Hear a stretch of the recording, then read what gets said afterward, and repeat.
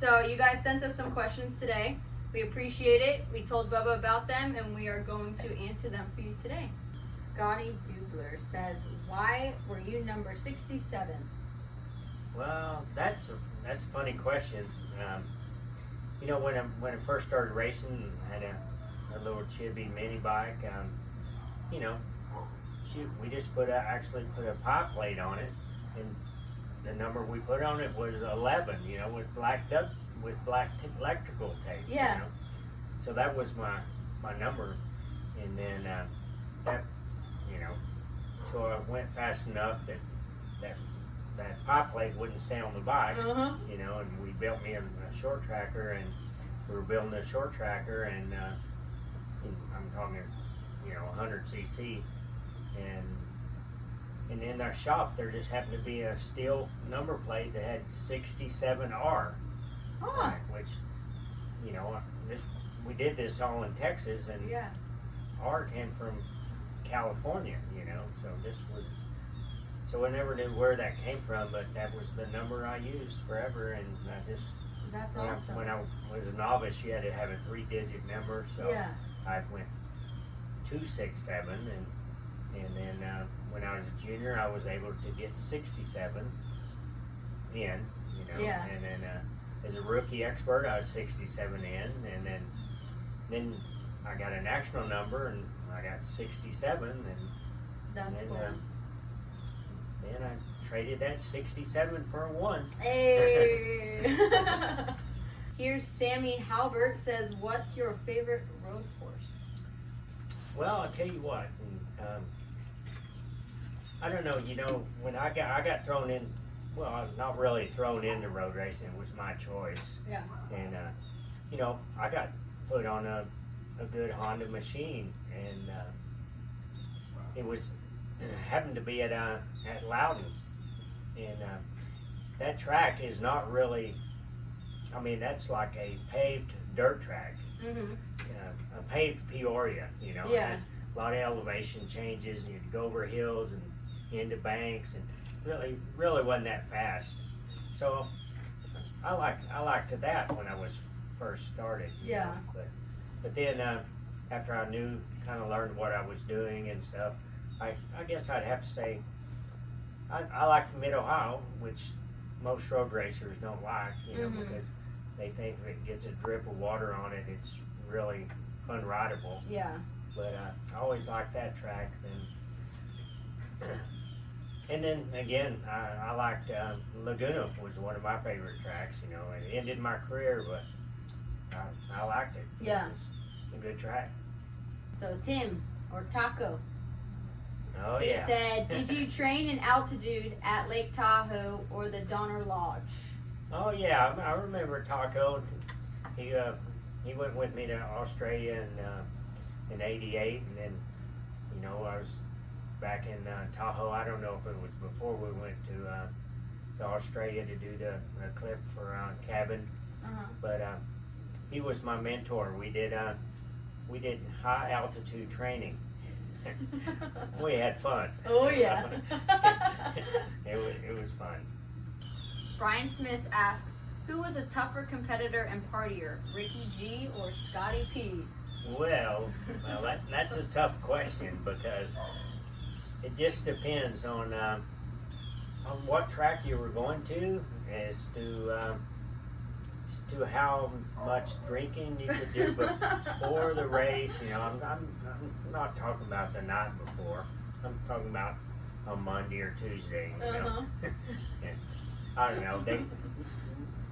They were professionals. You know, I mean, sure, after the race, you know, they like to live it up. Yeah. We all did. We like to live it up, party, and have fun. You know, but I seen Ricky Graham. You know, which I knew he didn't do it every time or nothing, but like the day before the San Jose Mile, he was out on his balcony, and he was having a cold beer, you know, at the hotel, you know, and I thought, well, I mark him off my list, because he's drinking a beer tonight, you know, the night before the race, and then, you know, but then we'd go out the next day and he'd have fast times. So, Mhm. you know, it wasn't like he was getting falling down drunk or. He's just drinking his carbs. Yeah, and Scotty, he was the same thing. I mean, I couldn't keep up with either one of them after the race. But no, they were great guys, and I mean, that's just something we all did after the race. You know, Yeah. we'd have a few beers together and You gotta celebrate. celebrate. Yeah. All right, Kevin says, who do you think was your number one fan? Oh, Kevin, that was definitely your brother.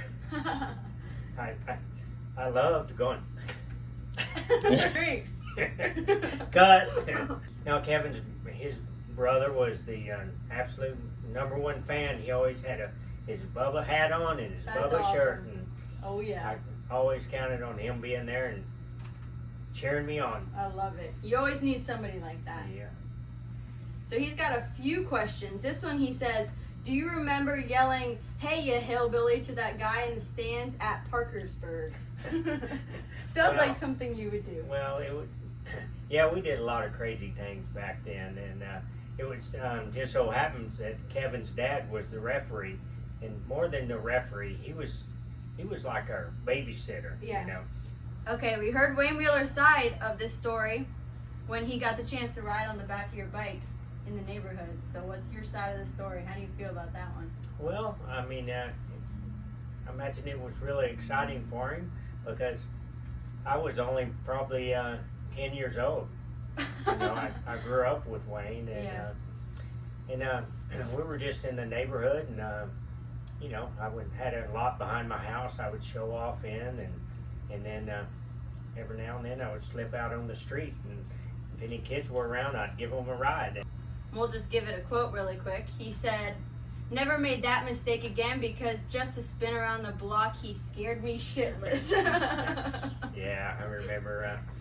I don't remember that exact ride, but I bet it was a good one. Oh yeah, he remembered it, so that's all that matters.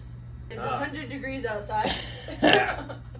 Next question is from Brandon Bates. Who was the fastest rider at Ross Downs? Well, that'd be definitely a tough one to call. You know, those there's so many premium riders that came from Ross Downs. You Yeah. know, and I was racing there against my kid and Terry Poovey, and that's only naming a couple of them. But Yeah. there was a lot of guys there, and I don't know. It's hard to say who was the fastest. You know, I'd like to say I was. Hey. But I didn't have near the wins that them other guys had, so you know, I probably won practice more than they did. Yeah. But, no, that's where I learned so much from those guys, and it was really good. And I don't know, I'd probably say Terry Poovey was the fastest guy there. Mr. Don Zilla, how did it feel that day at DeCoin when you totally destroyed that place? Well, you know, I had a few good years at DeCoin. I think when I raced a Harley there in '83, Mm-hmm. in '83, and I got beat by Hank Scott. And then I came back in '84, and that was when I was with Honda and having a really good year, and Yeah. had a great machine and just smoked them. So Josh Chisholm said, you gotta have some Clear Creek stories. Well, Clear Creek was a great place to train, and Kenny Roberts, we had just started working with him, and Wayne Rainey, and Wayne and I met Kenny there, and Kenny, you know, I mean, you wouldn't think he had a cent to his name. He would sleep in the back of his van on a sleeping bed, roll it out and sleep in it, and you know, he starts. You know, he always seems like he picks somebody to rag on all the time.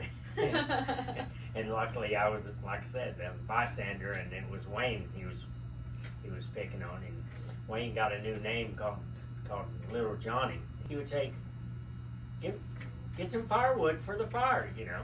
Well, you know, Wayne, he was looking at his future, and he would go cut down the biggest tree out there, you know, just to try to please Kenny. Oh, you know? yeah. And he wrote a letter, you know, to Wayne, you know, saying, "Oh, little Johnny, my sleeping bag was so cool one night. I'm glad that you helped keep me warm. Oh, it's so good. And Wayne read the letter, and he just put it in his dresser drawer. His sister was going through the drawer for something, and she found that letter. Oh. Talking about how he had slept with Kenny in a sleeping bag and Oh, kept yeah. him warm and stuff. And well, that immediately called for a family meeting, you know, and they had to have all sat down with Wayne, and they thought he really had a problem, and he might need to see some professional help, you know. But Oh my gosh. that was a funny part about Clear Creek. Well, of course we're here with all the Lone Star beef jerky. You know, this was something that got me through racing. Yeah. You know, my dad would, when I was a novice, he made jerky on the side at home and all, and we'd go to races. And, you know, if I would win a novice race, maybe $45, $50. Yeah. You know, but he could take pounds of that jerky and make $500 or $600. So Heck yeah. that helped us get from race to race, you know. That's cool. And then later on, you know, when my dad got out of the business, and I did it for a while, and I was just pushed it aside, and then Clint came along and Yeah. said, "Hey, let's keep that going," you know. Yeah. It's legendary. So Exactly.